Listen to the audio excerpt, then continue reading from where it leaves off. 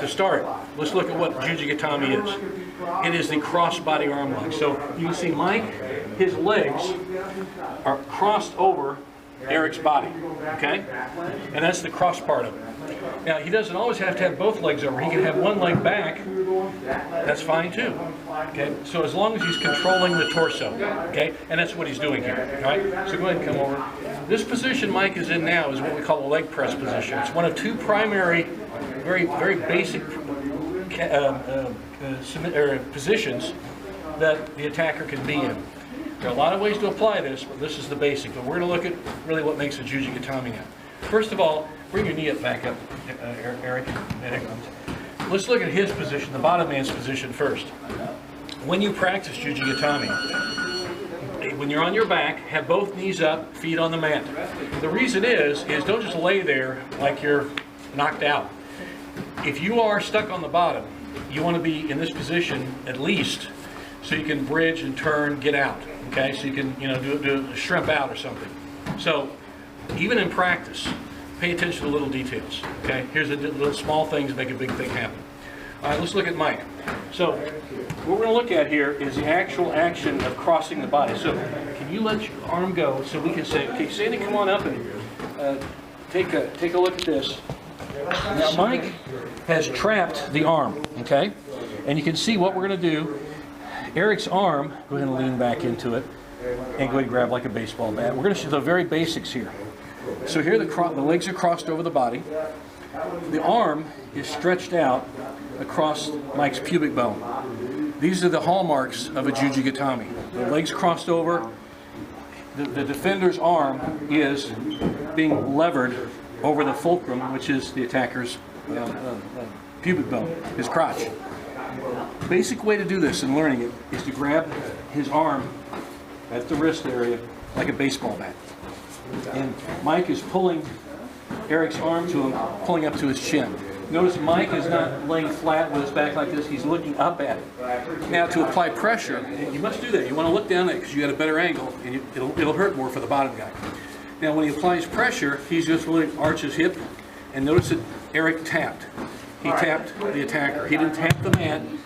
So, you want to make sure if you're the bottom guy, the top guy feels what you're doing if you're tapping out.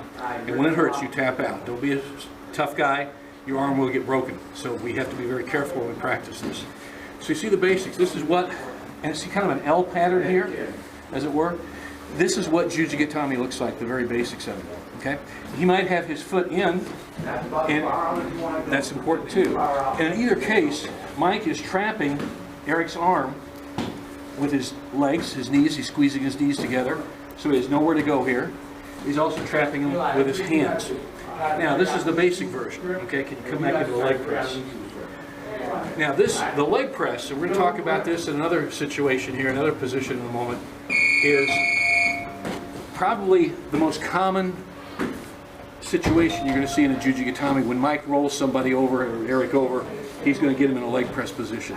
So he's controlling him with this, okay? There are three phases to Juji Gatame. There's control, there's trapping, and there's levering. The first thing is getting him rolled over. So Mike has rolled his opponent onto his back, and he's controlling him with a leg press. He's controlling the situation, he's controlling the position, okay? The second phase, he's going to trap. He's going to trap Eric's arm to his body. Now, when realistically, go ahead and put the leg arms up. Realistically, he'll be fighting. Okay, he'll be resisting. What Mike wants to do is hook and hook. If you just grab with your hands, you're not as strong. If you're Mike, if this guy's stronger, he'll pull it back. Okay, so instead of getting in an arm wrestling contest, hook. See how he's hooking with his arms? And what he's doing, when he's hooking, he's trapping Eric's upper arm to his torso, to Mike's torso. He's trapping and trapping, and as he go ahead and hook up again, and he pulls back and makes him tap. Now, a way to do that, so that's actually he's levering, but he's starting with his trap. So he's trapping his arm, Eric's arm, to his body. Now, he's going to lever that arm free. If you say pry free, that's fine. You can pry it free, you can wrench it free, whatever, that's fine. But he's actually levering his arm across the pubic bone. So to be actually correct in what we're doing, let's call it levering. So again, we control, we trap, we lever. So he's got the trap, Now when he levers, a good way to do it, you can either go straight back, or you can go back at an angle, like Mike's going to go back toward his hip, closest to the head, and then roll back in.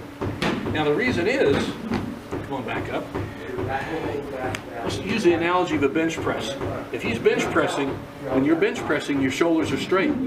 You don't bench press with one arm, one shoulder higher than the other. So you're weak if you do that. So what Mike wants to do, he wants to make Eric as weak as he possibly can. So he's going to be rolling slightly toward this angle, toward the head. So he's rolling, in this case, his right hip. Let's look at that again. See how he's trapping? And he's going to roll this way here, and he's going to roll right back in and really make it hurt by arching his hips quite a bit. So that wrenching that arm free, levering that arm free, you do it. Use every trick you got. Use every technique you got to make this guy weaker. Okay? Now, we got to that point. Let's talk about what Mike's doing here in the leg press. We call this the leg press position because he's pressing the bottom man down with his legs and controlling him. Now notice how his feet are together under his shoulders. You can hook your legs, ankles together if you wish, like that, as long as you're trapping the arms. Okay? Or you can do as Mike is doing here, keep them curled in and tight.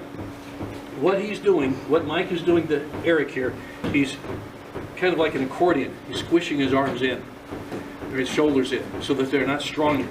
If I'm on the bottom guy, I want my shoulders out flat. If he curls them in like this, I have no power left. That's what Mike wants to do. He wants to take all the strength away from the bottom man as possible. Now, so he's doing all this. He's got a good leg press. He's really, now notice how this right foot, the heel is underneath the ear, and he is trapping this tight. He's not just laying, just lay your foot out there. He's not just laying there in any old way. He's drawn this heel in, and he's trapping his head. He's trapping the body, he's trapping the shoulder, okay? Now he's trapping the arms too. And when he levers free and he rolls back, he gets the quick tap out, and there you go, he's tapped out. That's the basic approach to doing Juji Gatame. This is the controlling position. It's an ideal one. We may not always have them face up. Okay? What the Japanese call aomuki, face up. Okay, and that's the ideal situation, but maybe it won't always work. Sometimes when Mike may spin him over, and you may actually, to start, like go ahead and do a spin and stretch. Now watch this move here. What Mike's going to do, I'll get out of the way, he's going to set him up, he's going to spin him over, and he's going to literally hover above him. Look at how he hovers above him. See how he hooks? Now look at how he's trapped him here. Sandy, go ahead and come on and bring him over here so you can take a look. See how Mike is literally sitting on Eric's left shoulder and head. Okay? I might draw out a little bit just to take a look at the full view of the whole both bodies if you could. So you can see both bodies. See that? Now, you can see Mike is really squatting, and he's back here, he's really squatting down. He's not on one knee, he's trapping him, and he's completely sitting. Now, he may, if he wishes, he may with this knee, put that down there and trap that. Boy, he's got that trapped too, okay? But when he applies the Juji Gatame, he'll pop back up, and he'll roll back, roll back and apply it, and he'll get the tap. See, he rolled back and he put him in a leg press, didn't he? So really, the shoulder sit is kind of a transition to what we like, where we'd like to get him to a controlling situation with a leg press. Okay? So this is really a variation. This is one of the four basic ways of doing Gatame right here, Juji Gatame, is go ahead and hook him up again and roll back. To what we call a back roll Juji. We'll be covering that in a minute. Okay, but these are the basics. Did I forget anything, guys? Because you are Juji Gatame master too. You really know your stuff. Can you think of anything right off the bat? Okay. One thing I will say, let me get back to the leg press, is when you are levering the arm free, if you're Mike, okay, make sure that the elbow is trapped.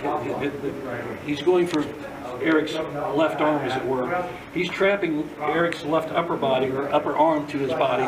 And he may, when we show some levers out of here to pry him free, he will go up a little higher, but he always wants to trap that arm to the body.